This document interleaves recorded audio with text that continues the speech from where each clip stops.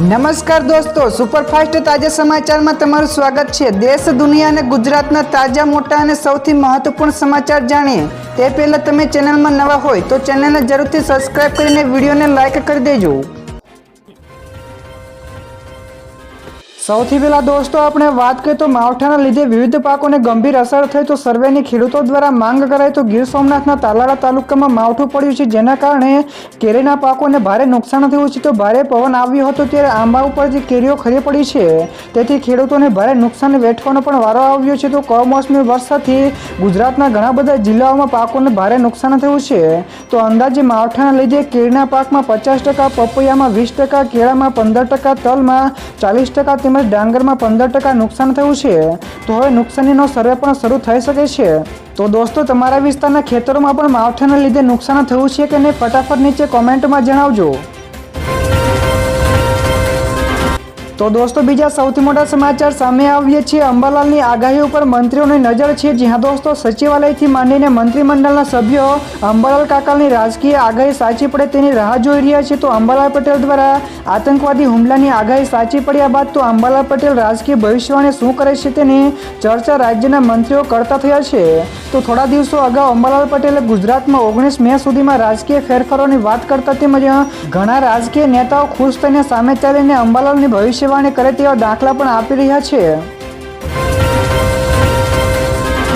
તો દોસ્તો, ત્યાર પછી આગળ વધુ એક સૌથી મોટા સમાચાર। ઇસરોના 10 જેટલા ઉપગ્રહો 24 કલાક નજર રાખે છે। જ્યાં દોસ્તો, ભારત અને પાકિસ્તાન વચ્ચેના તણાવ વચ્ચે ઇસરોના ચેરમેન વી નારાયણે મહત્વપૂર્ણ માહિતી શેર કરી છે અને તેમણે કહ્યું કે ભારત પાસે 10 ઉપગ્રહો છે જે 24 કલાક દેખરેખ રાખે છે। તો ખાસ કરીને આપણા 7000 કિલોમીટર લાંબા દરિયાકાંઠાના રક્ષણ માટે આ બધા ઉપગ્રહોનો દુશ્મન ઉપર નજર રાખી રહ્યા છે। તો ઇસરોના ચેરમેને વિશેષમાં કહ્યું કે ભવિષ્યમાં પણ આ ટેકનોલોજીનો વધુ વિસ્તાર કરવો એ અમારી પ્રાથમિકતા છે। તો દોસ્તો, બીજા સૌથી અગત્યના સમાચાર સામે આવીએ છીએ। સીઝ ફાયરના 42 કલાક બાદ 32 જેટલા એરપોર્ટોને ખુલ્લા મુકાયા। જ્યાં દોસ્તો, ભારત અને પાકિસ્તાન વચ્ચે યુદ્ધ વિરામના 42 કલાક પછી સોમવાર એટલે કે ગઈકાલે 9 જેટલા રાજ્યોમાં 32 એરપોર્ટ ખોલવામાં આવ્યા છે। તો એરલાઇન્સ કંપનીઓએ મુસાફરો માટે બુકિંગ પણ શરૂ કરી દીધું છે। તો 9 મેથી લઈને 15 મેના રોજ સવારે 5:30 વાગ્યા સુધી 32 એરપોર્ટની એરલાઇન્સ સેવાઓ સ્થગિત કરવામાં આવી હતી। તો એરપોર્ટ ઓથોરિટી ઓફ ઇન્ડિયાએ કહ્યું છે કે 15 મે સુધી બંધ રહેલા 32 એરપોર્ટ હવે તાત્કાલિક અસરથી વિમાનો સંચાલન માટે ઉપલબ્ધ છે। ત્યાર પછી દોસ્તો, આગળ વધુ એક સૌથી અગત્યના સમાચાર। ગુજરાતમાં નવી 5 મેડિકલ કોલેજો બનવાની શરૂ થઈ। જ્યાં દોસ્તો, વર્ષ 2024-25માં રાજ્યમાં નર્સિંગની સેવાઓને સુદૃઢ બનાવવા માટે બીએસસીની 500 સીટ અને 5 નવી કોલેજોને મંજૂરી આપવામાં આવી હતી, જેની કામગીરી હાલમાં ચાલી રહી છે। તો જેમાં મોરબી, ગોધરા, પોરબંદર, રાજપીપળા તેમજ નવસારીમાં બનાવવાની કામગીરી હાલમાં ચાલી રહી છે। તો રાજ્ય સરકાર દ્વારા નર્સિંગની સારવારની ક્ષમતામાં વધારો કરવાના હેતુથી સમયાંતરે આરોગ્યલક્ષી વિવિધ તાલીમો પણ આપવામાં આવે છે। ત્યારબાદ દોસ્તો, ફટાફટ આગળના બીજા સમાચારની વાત કરવામાં આવે તો સીએની મોકૂફ રખાયેલી પરીક્ષાની નવી તારીખ જાહેર કરાઈ। જ્યાં દોસ્તો, ભારત અને પાકિસ્તાન વચ્ચેના તણાવની પરિસ્થિતિ સામાન્ય થતાં સીએની મોકૂફ રખાયેલી પરીક્ષાની નવી તારીખ જાહેર કરાઈ છે। તો હવે સીએની પરીક્ષા 16 મેથી લઈને 24 મે સુધીમાં લેવામાં આવશે। તો નોંધનીય છે કે આઈસીએઆઈએ જાહેરનામું બહાર પાડીને આ જાહેરાત કરી છે।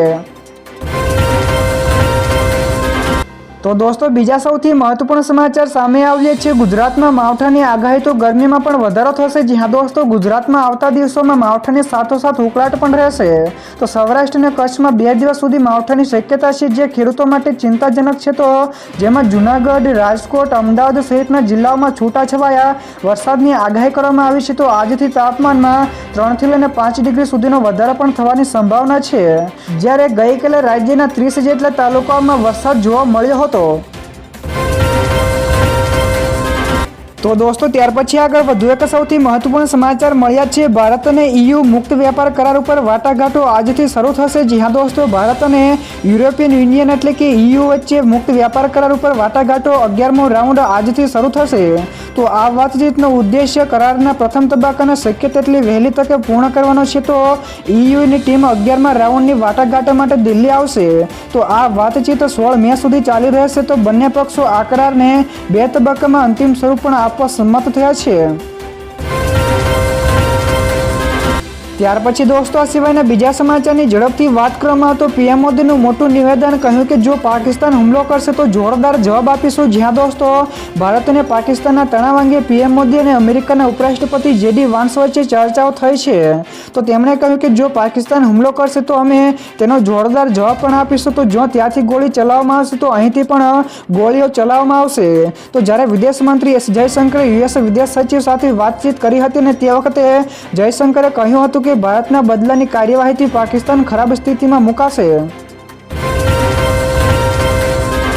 તો દોસ્તો બીજા સૌથી મોટા સમાચાર સામે આવ્યા છે. પીએમ મોદીના ગઈકાલના ભાષણના મુખ્ય મુદ્દાઓ સામે આવ્યા છે. જી હા દોસ્તો, જેમાં છે 22 એપ્રિલે પહેલગામમાં આતંકવાદીઓને ક્રૂરતા બતાવી છે.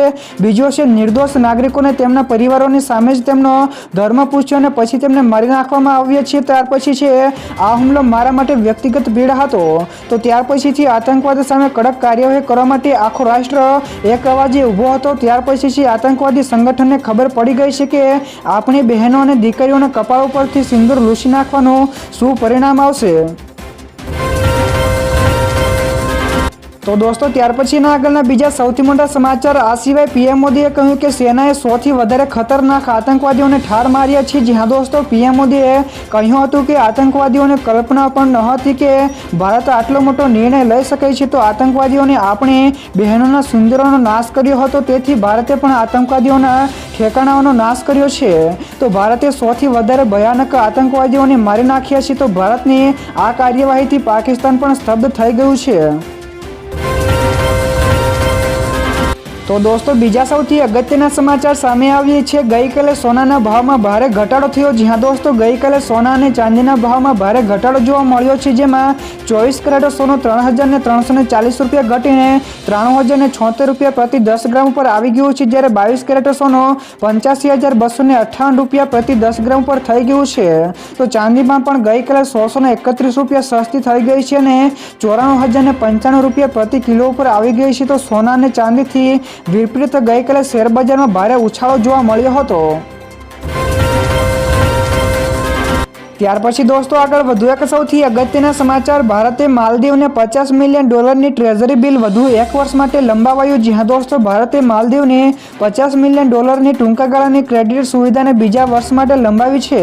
તો માલદીવને મોટી અને મહત્વપૂર્ણ નાણાકીય સહાય મળી છે. તો માલદીવ સરકારે કહ્યું કે આ પગલું અર્થતંત્રને મજબૂત બનાવવા માટે નાણાકીય સુધારા લાગુ કરવાના તેના ચાલુ પ્રયાસોને ટેકો આપશે. તો ભારત સરકારે માર્ચ 2019થી માલદીવને સુવિધાઓ પણ પૂરી પાડી રહી છે. ત્યારબાદ દોસ્તો ફટાફટ આગળના બીજા સમાચારની વાત કરવામાં આવે તો 7,000થી પણ વધારે હેક્ટરમાં કેરીના પાકને ભારે નુકસાન થયું. તો સર્વે શરૂ કરાયો. જી હા દોસ્તો, વલસાડ જિલ્લામાં કમોસમી વરસાદ તેમજ વાવાઝોડાથી ખેડૂતોને ભારે નુકસાન થયું છે. તો વલસાડ જિલ્લાના બાગાયતી વિભાગ તેમજ ખેતીવાડી વિભાગ દ્વારા સર્વે શરૂ કરાયો છે. તો સર્વેમાં કેરીના પાકોને વધુ નુકસાન થયું હોવાની માહિતી સામે આવી છે. તો વલસાડ જિલ્લામાં સૌથી વધારે ખેડૂતો આંબાવાડી ઉપર નિર્ભર છે. તો જિલ્લામાં 38,000 હેક્ટરમાં જમીનમાં ખેડૂતોએ આંબાવાડી તૈયાર કરી છે. તો ધરમપુર અને કપરાડા વિસ્તારમાં સૌથી વધારે નુકસાન થયું છે. તો દોસ્તો બીજા સૌથી મહત્વપૂર્ણ સમાચાર સામે આવ્યા છે. ધોધમાર વરસાદ ખાબક્યો. જી હા દોસ્તો, વરસાદની આગાહીના વચ્ચે ગઈકાલે કેશોદ તેમજ આસપાસના વિસ્તારોમાં ધોધમાર વરસાદ પડ્યો હતો, જેને લઈને રસ્તાઓ પર પાણી ફરી વળ્યું હતું. તો હજુ પણ ભારે વરસાદની આગાહી કરવામાં આવી છે. તો બીજી તરફ અમરેલીના સાવરકુંડલામાં પણ વરસાદ પડ્યો હતો, જેના કારણે શહેરમાં પાણી થઈ ગયું હતું. તો જેમાં સાવરકુંડલા, કાના તળાવ, હાથસરણીમાં વરસાદ જોવા મળ્યો. તો આ સિવાય ખાંભા તેમજ ધારી પંથકોમાં પણ વરસાદ જોવા મળ્યો હતો. તો દોસ્તો ત્યાર પછી આગળ વધુ એક સૌથી મહત્વપૂર્ણ સમાચાર મળ્યા છે. સરકારે કુલ ₹431 કરોડના 76,400 મેટ્રિક ટન ચણાની ખરીદી કરી. જી હા દોસ્તો, ગુજરાતમાં રાજ્ય સરકારે ટેકાના ભાવે ચણાની ખરીદી શરૂ કરી હતી, જેમાં રાજ્ય સરકારે કુલ ₹431 કરોડને 76,400 મેટ્રિક ટન ચણાની ખરીદી કરી છે. તો આ ખરીદીમાં સરકારે ખેડૂતોને 100 કરોડની ચૂકવણી પણ કરવામાં આવી છે, જેમાં 1.14 લાખ ખેડૂતોને ચણાની ખરીદી માટેનો મેસેજ મોકલવામાં આવ્યો હતા. તો રાજ્યમાં હાલમાં 128 કેન્દ્રો ઉપર ટેકાના ભાવે ચણાની ખરીદી ચાલુ છે. ત્યારબાદના દોસ્તો આ સિવાયના બીજા સમાચાર શેર માર્કેટ વિશે પણ મળ્યા છે. તો જબરદસ્ત તેજી સાથે શેર બજાર બંધ થયું. જી હા દોસ્તો, આ ટ્રેડિંગ સપ્તાહના પહેલા દિવસે જ શેર બજારમાં જબરદસ્ત ઉછાળો જોવા મળ્યો હતો. તો સેન્સેક્સમાં 2975 પોઈન્ટના વધારા સાથે 82,430ના સ્તરે બંધ થયો, જ્યારે નિફ્ટી પણ 916 પોઈન્ટના ઉછાળા સાથે 24,924ના સ્તરે બંધ થયો હતો. તો ભારત અને પાકિસ્તાન વચ્ચે તણાવ ઓછો થયા પછી અને યુદ્ધ વિરામની જાહેરાત થયા પછી રોકાણકારોને રાહતનો શ્વાસ લીધો છે. તો ભારતીય શેર બજાર માટે આ સારા સમાચાર છે. ત્યાર પછી દોસ્તો આ સિવાયના બીજા સમાચારની ઝડપથી વાત કરવામાં તો યુદ્ધ વિરામ છતાં પણ ભારતના તમામ 12 જેટલા પ્રતિબંધો યથાવત રહેશે. જી હા દોસ્તો, યુદ્ધ વિરામ થયા છતાં પણ ભારત દ્વારા લગાવવામાં આવેલા તમામ 12 જેટલા પ્રતિબંધો હજુ પણ અમલમાં છે.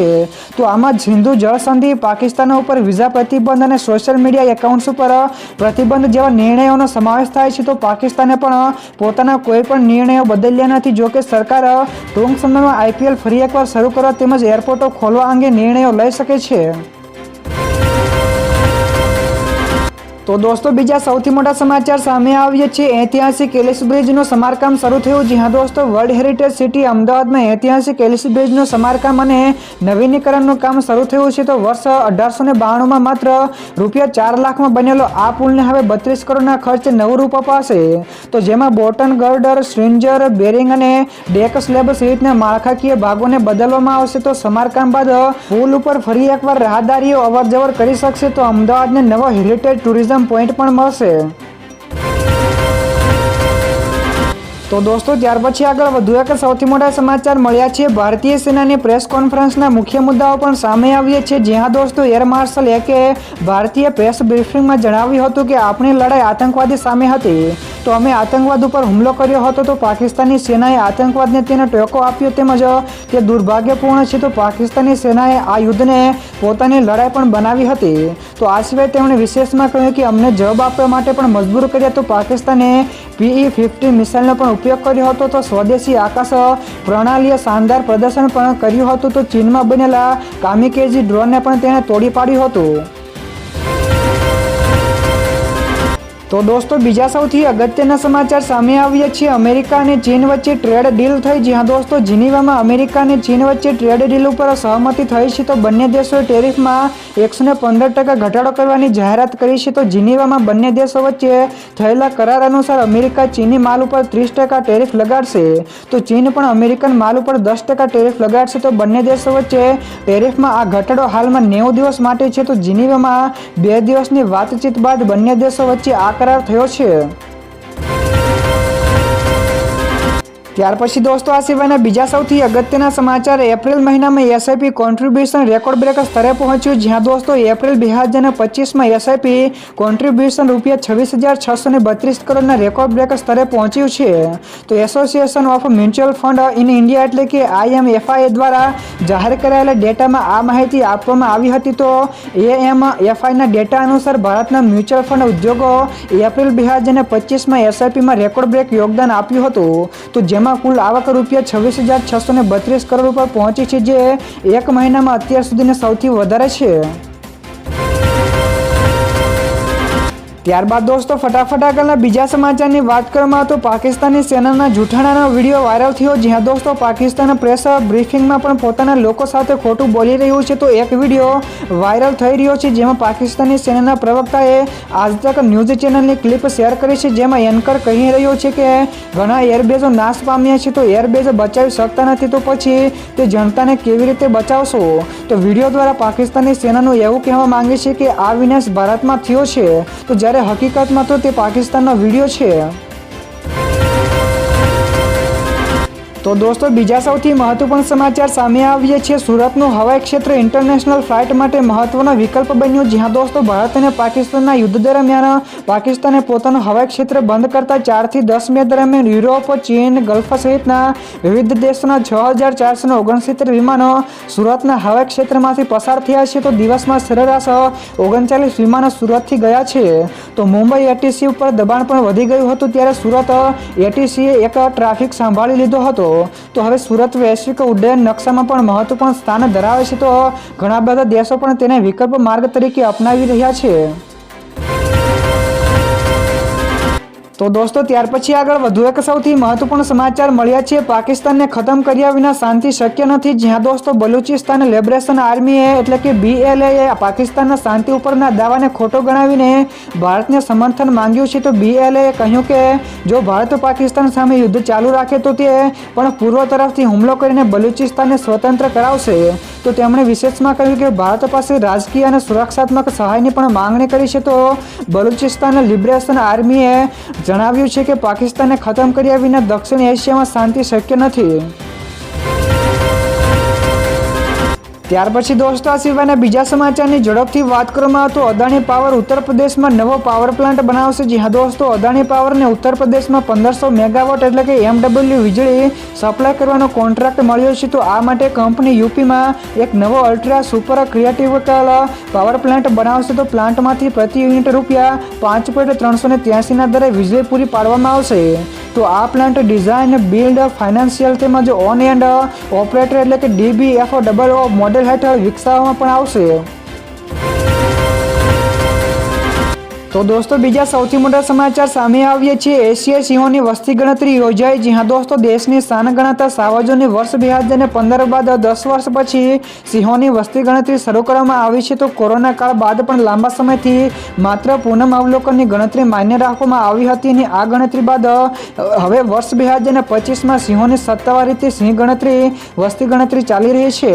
તો જેમાં અમરેલી જિલ્લામાં Rajula, Jafrabad, Pipavav, port coastal belt વિસ્તારોમાં આવેલા દરિયાકાંઠામાં સિંહોની સંખ્યા ખૂબ જ મોટી સંખ્યામાં જોવા મળી છે।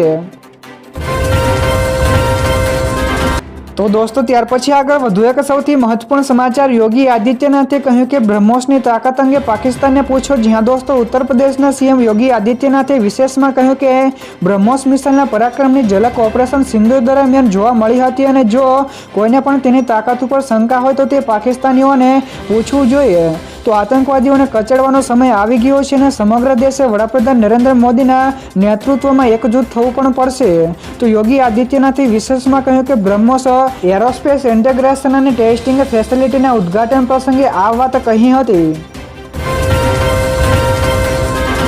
તો દોસ્તો ત્યાર પછી બીજા સૌથી અગત્યના સમાચાર। પાકિસ્તાની સેનાનો મોટો દાવો, કહ્યું કે ભારતે યુદ્ધ વિરામની માંગ કરી। જી હા દોસ્તો, ભારતીય સેના બાદ પાકિસ્તાની સેનાએ પણ મોડી રાત્રે પ્રેસ કોન્ફરન્સ કરી હતી। તો આમાં પાકિસ્તાની સેનાના પ્રવક્તા અહમદ શરીફ ચૌધરીએ કહ્યું કે પાકિસ્તાને ક્યારેય યુદ્ધ વિરામની માંગણી કરી નથી। તો ભારતીયોએ તેની માંગણી કરી હતી। તો ચૌધરીએ દાવો કર્યો હતો કે તેમની સેનાએ ભારતમાં 26 લશ્કરી ઠેકાણાઓને નિશાન બનાવ્યા હતા અને તેમના ડ્રોન પણ ભારતમાં ઘણા બધા સંવેદનશીલ રાજકીય તેમજ સરકારી સ્થળો ઉપર પણ ફરતા રહ્યા હતા।